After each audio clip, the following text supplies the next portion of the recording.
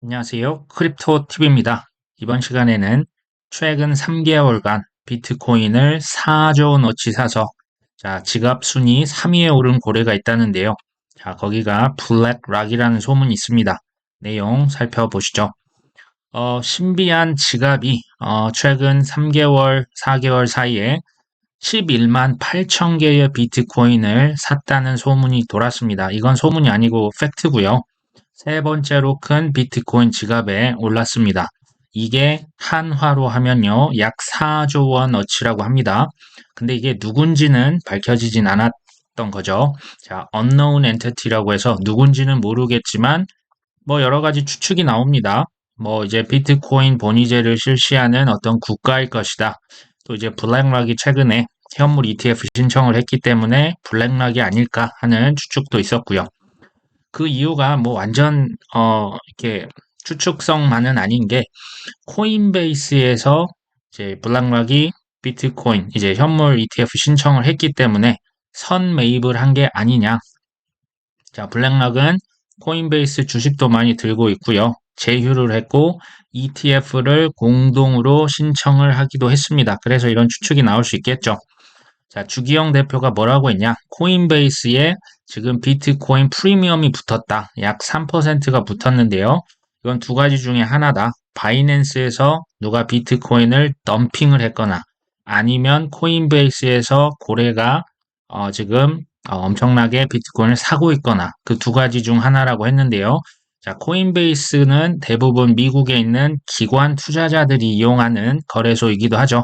실제로 이렇게 프리미엄이 붙었다라고 하는 게 이렇게 지적이 됐었고요. 또 이런 하필이면 좀 시장 심리가 중립에서 공포 시점으로 가고 있을 때 벌어진 일이라 더 주목을 받은 것 같습니다. 중간에 한번 이제 솔라나 관련 소식도 말씀을 드리려고 하는데요. 솔라나 페이에서 지금 USDC 스테이블 코인을 쇼피파이라고 하는 뭐 북미 최대 전자상거래 그 업체와 제휴를 해서 이제 USDC를 결제로 활용할 수 있게끔 했다라고 얘기가 나왔습니다. USDC를 결제로 받는 거죠. 뭐 이걸 스테이블 코인의 전쟁이라고 제가 표현을 하기도 했었습니다. 솔라나 같은 이런 뭐 이더리움 같은 플랫폼 코인들은 사용처가 많을수록 당연히 유리해지겠죠. 쇼피파이가 왜 USDC를 골랐냐? 가장 규제 친화적이기 때문에 골랐다. 그리고 나중에는 솔라나도 결제를 할 것을 고려하겠다. 뭐 이렇게 밝히기도 했습니다. 쇼피파이가요. 우리나라로 치면 뭐 카페24 정도 되는데요. 어쨌든 미국 전자상거래의 거래량이 약 10%를 차지한다고 합니다. 작은 업체는 아닙니다. 솔라나의 활성 계정은 아직은 1150만 개 정도밖에 안 된다고 하는데요. 솔라나 페이가 이제 서클이나 팬텀 또는 체크아웃닷컴 같은 결제 업체들과 이렇게 제휴를 해서 채택을 받고 있는 것. 이것은 뭐 괜찮은 소식이라고 볼 수는 있습니다. 블록체인의 킬러 앱은 바로 결제에서 나올 것이다. 뭐 이런 얘기도 했는데요. USDC 이게 이제 시총 2위 스테이블 코인이죠. 스테이블 코인들 1위는 지금 테더입니다. 테더가 압도적이죠. 이 시장 점유율을 증대하기 위해서 서클이 무엇을 활용했습니까? 첫 번째 전략이 체인을 추가하는 거죠. 여러 가지 플랫폼에 이제 코인에 USDC를 갖다가 얹어 넣는 겁니다. 그러면 유통량이 늘어나겠죠. 혹은 이렇게 제휴를 맺어서 실제 결제로 활용할 수 있는 사용처를 확대하는 전략을 쓰고 있습니다. 지금 전쟁이 벌어지고 있죠. 스테이블 코인, 뭐 지금 페이팔까지 달려들었죠. 이 시장을 선점하는 게 미래 디지털 화폐 전쟁의 승자가 되는 지름길입니다. 그래서 지금 치열하게 벌어지고 있는 거고요. 유로 스테이블 코인, 뭐 디지털 달러만 있는 게 아니고요. 유로도 있습니다. 유로가 지금 솔라나 위에 런칭이 되어 있는데요.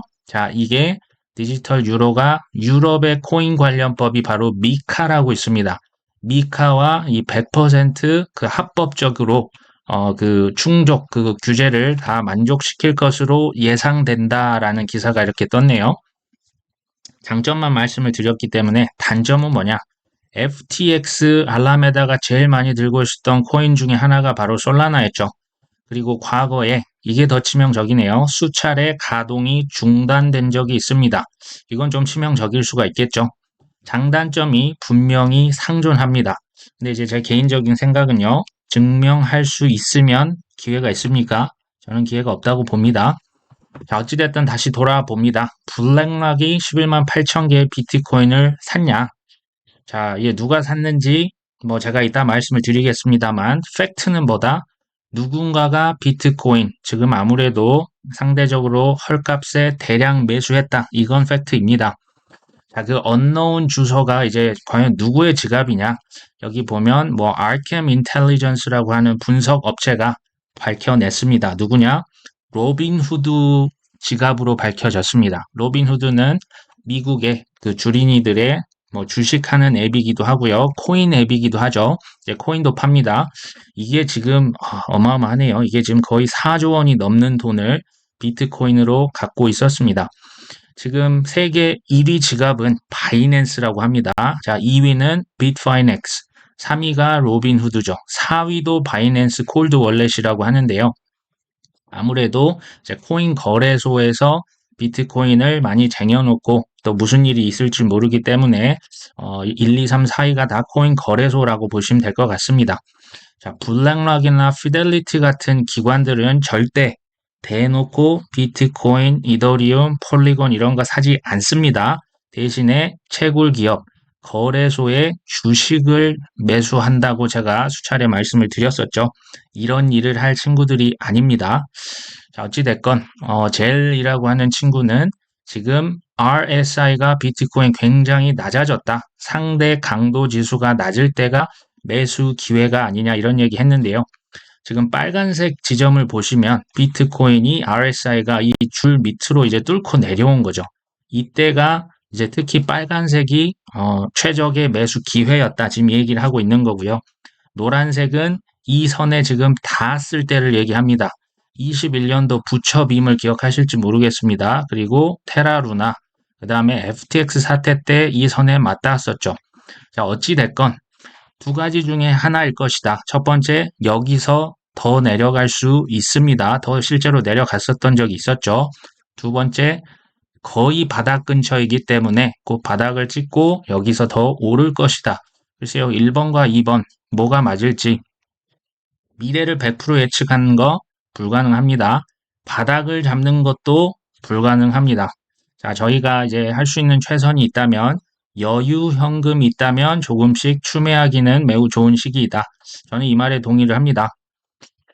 불과 2달 전만 해도 블랙락에서 뭐 ETF를 신청했다고 해서 열광적인 모두였죠.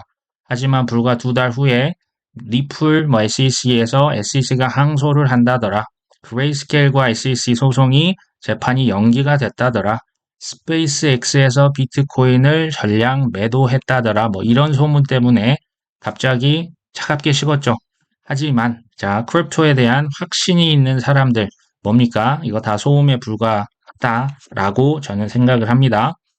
엘리오 트레이즈라고 하는 뭐 유명 인사가 지난번 4번 모두 RSI가 바닥이었을 때 비트코인 가격이 32,000달러, 25,000달러, 17,000, 15,000달러였었다. 근데 여기 지금 노란색이 핵심인데요. 바닥이었냐 여부는 중요하지 않다. 장기 투자자들에게 매수 기회가 맞았었다. 지금 이 얘기를 하고 있는 거죠. 또 다른 비트코인 상승론자는 지금 뭐라고 하냐? 93%의 비트코인이 이미 채굴이 완료됐다. 두 번째, 비트코인 또 ETF까지 신청을 했다. 현물이죠. 세 번째, 누군가 이제 로빈후드로 밝혀졌습니다. 비트코인을 4조 원어치 쟁여놨다. 자, 네 번째, 유럽에서 현물 비트코인 ETF가 나왔다. 다섯 번째, 거래소에 있는 비트코인 그 양이 지금 최저치를 기록한다. 여섯 번째, 반감기가 이제는 8개월밖에 남지 않았다. 뭐 여러 가지 이유로 인해서 비트코인의 공급량이 부족해질 것이다. 자, 이것은 마지막 흔들기 혹은 가격 조작일 것이다. 뭐 이렇게 얘기를 합니다. 이것은 이제 비트코인의 지난 그 몇 년간의 차트인데요. 뭐 쉽게 말씀을 드리면 3년간 상승을 했었고 1년간은 하락을 했다 이 얘기를 하고 있는 겁니다. 15년, 16년, 17년도 상승을 했고 18년은 1년 내내 떨어졌죠. 19, 20, 21년 올랐습니다. 22년 작년 내내 흘러내렸죠. 자, 이게 이제 과거에 두 번 반복됐던 게 세 번째도 똑같이 이어진다면 23년, 24년, 25년이 상승 모드고요. 26년은 1년 내내 하락을 할 것이다 라고 예측을 하고 있는 거죠. 또 과거의 이 트렌드가 똑같이 이어진다면 신고가는 올해가 아니라 내년 10월 달에 나올 것이다. 그리고 최고가는 이제 꼭지죠. 25년 10월 달에 최고가 될 것이다. 자, 결론은요. 이게 뭐 이렇게 꼭 될 것이다가 아니고요. 지금이 중장기로 봤을 때는 내가 평소에 공부해놨던 우량 코인들을 사기에 매우 좋은 기회라고 하는 거죠. 비트만 좋냐? 이더리움은 더 좋을 수 있다. 이거 무슨 얘기냐면요. 비트코인에 반감기가 있다는 것은 공급량이 절반으로 줄어든다는 거죠. 근데 이게요, 공급량이 마이너스가 된다는 게 아닙니다. 공급량이 플러스인데 그게 절반으로 줄어든다는 거죠. 다 더 적게 비트코인이 나온다는 건데요. 자, 이더리움은 EIP159가 이 규정이 채택이 되면서 공급량이 이제 플러스가 아니고요. 오히려 이더리움을 소각시켜서 마이너스가 되게 합니다. 자, 이게 머지라는 업그레이드 이후 이더리움이 현재 30만 6천 개가 불타서 없어졌습니다. 이제 연간 지금 그 플러스 마이너스가 지금 마이너스 0.27%죠. 이게 현재 하락장의 시세로도요. 한화 7천억 원의 이더리움이 소각이 됐습니다. 상승장이 되면 어떻게 될까요? 사용량이 증가합니다. 사용량이 증가하는 만큼 이더리움을 소각시키겠죠.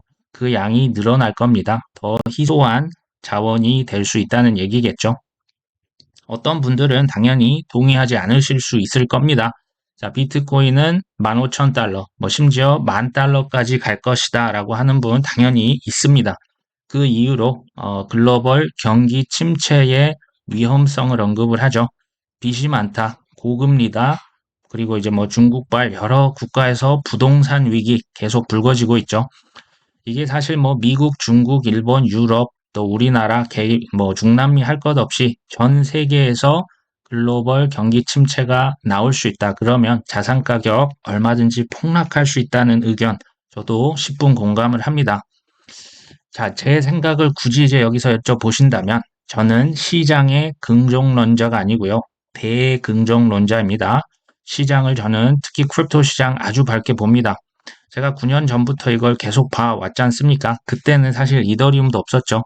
자, 불과 2, 3년만 지나도 지금의 가격은 추억이 될 겁니다. 하지만 자, 단기적인 폭락은요. 언제든지 가능하고요. 이 단기 폭락 그리고 조정장이 훨씬 더 길어질 수도 있습니다. 자, 그래서 우리가 여러 가지 지표를 확인을 하겠죠. RSI도 보고요. 공포 탐욕 지수도 보고요. 인간적인 지표들 보고요. 지금 요즘에 코인에 관심 있는 사람 아무도 없습니다. 비트코인 도미넌스도 보고요. 여러 가지 볼 수가 있을 거고요. 하지만 중요한 건 단기 하락과 조정일 때 여윳돈으로 우량 자산을 조금씩 모아가는 것. 저는 이것보다 더 좋은 전략은 사실 인간의 최선이 아닐까 하는 생각이 드는데요. 올해 그리고 내년까지 적금처럼 계속 쌓아갈 수가 있겠죠. 하지만 어느 수준 이상이 되면 이제는 적금을 넣지 않습니다. 이제 하락장, 조정장 때 충분히 주우실 수 있는 기회가 있는 거죠. 그게 25년이 될지 6년이 될지 모르겠습니다. 여러 가지 아까 말씀드린 지표를 확인해 보고 언제 이제 팔 것이냐를 잘 타이밍을 잡아야 할 텐데요. 분명한 것은 사람들이 모두 다 미쳐 있을 때죠. 지금은 코인 얘기 거의 안 합니다. 거의 다 죽었다고 볼 수 있죠. 이럴 때는 사실 조금씩 모아가기 좋은 시기고요. 나중에 언제 팔 것이냐 사람들이 다 모여서 비트코인 얘기 다시 할 때 분명히 옵니다. 그때 우리는 익절을 하고 시장을 빠져나가야겠죠. 제가 쉽게 말씀드리지만 이게 쉽습니까? 절대 쉽지 않습니다. 사는 것도 쉽지 않고요. 파는 거는 제가 볼 때 더 어렵습니다. 그렇기 때문에 본인만의 확고한 매수와 매도의 기준이 있어야 하고요. 저 역시도 이것을 무조건 존버할 수 있는 물량도 있겠지만 어느 정도 털어낼 때는 확실하게 털어내야 할 필요성을 제가 또 많이 느꼈기 때문에 이런 내용 준비를 해봤고요. 아무쪼록 우리 구독자분들 투자하실 때 도움이 되셨으면 합니다. 오늘 방송 여기까지 합니다. 끝까지 시청해 주셔서 감사합니다.